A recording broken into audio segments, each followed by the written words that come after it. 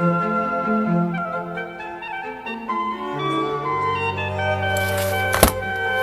are a couple of gouging machines, and I've taken them apart a bit to show you a couple things. This is an old graph machine right here, and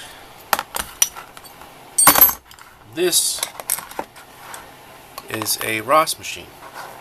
Now I've removed the guides and the bed on this one to show you some things. It's a typical bed. Can you see this? And it's got roughly a curve here of about 11 millimeters. This is the guide, the gouging guide. The blade goes in this part, right? Nice 45-degree angle there. For me, the guide is probably the most important part of the gouge. This is where it cuts on the inside, yeah, and this is the outside. If you look at this guide carefully, you'll see that it's not a perfect circle.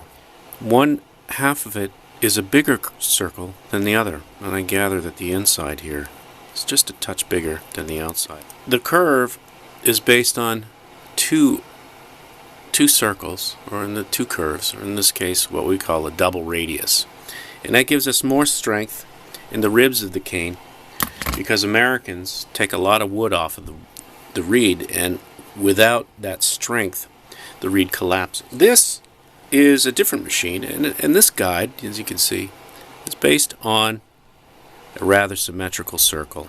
We tend to call this a single radius machine. And then of course in some machines, gouging machines, the top here flatten it out just a bit in the guide area, and that gives more cane in the middle of the gouge. For my money, this part is the most important part, the guide.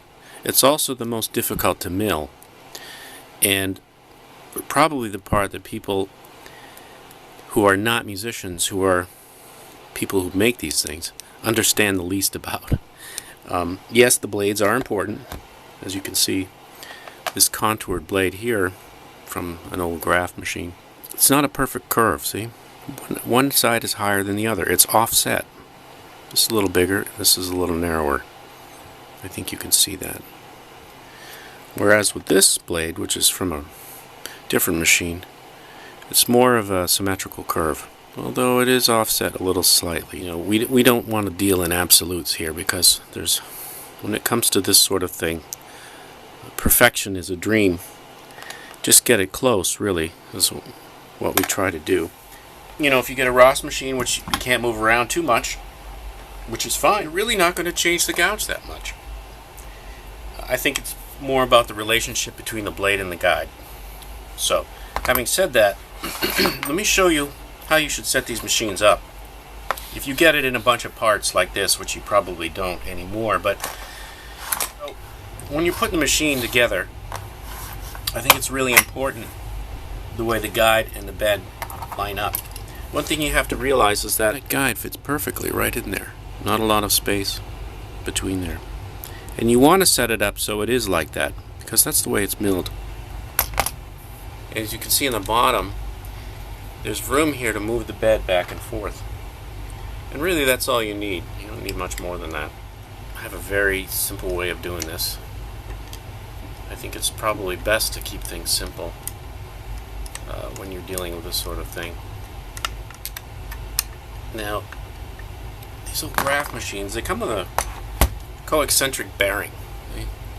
What that means is this hole that's drilled in here is offset just a bit, so that when you turn it with a spanner wrench, you can move the guide back and forth.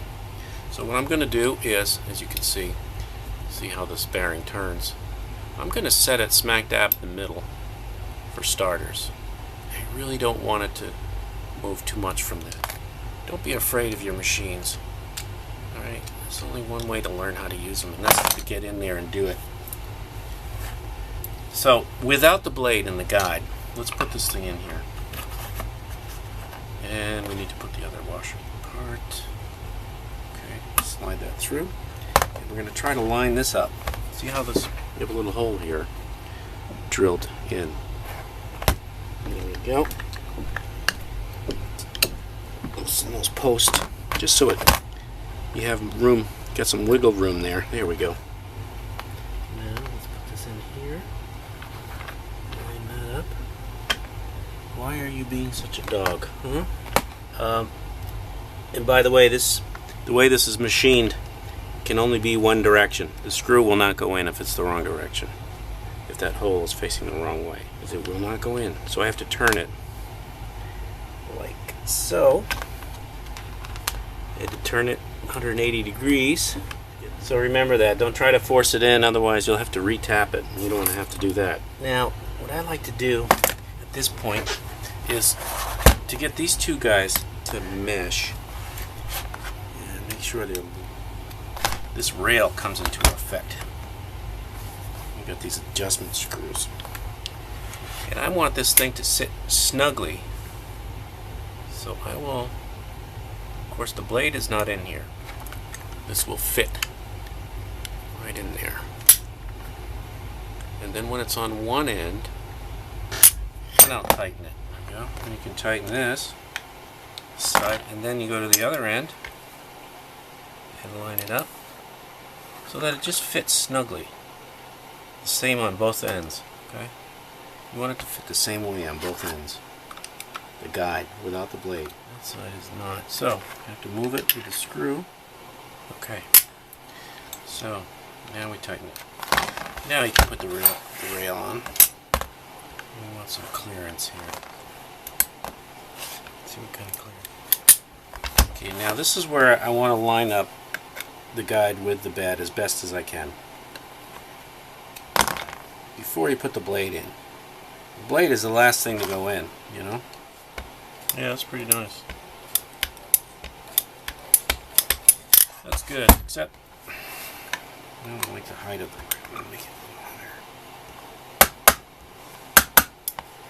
You don't want it to hit the guides or the cane stops, and go straight through the guide. Oh, that's good. Okay, I might just do a little bit more. So we want to tighten everything up.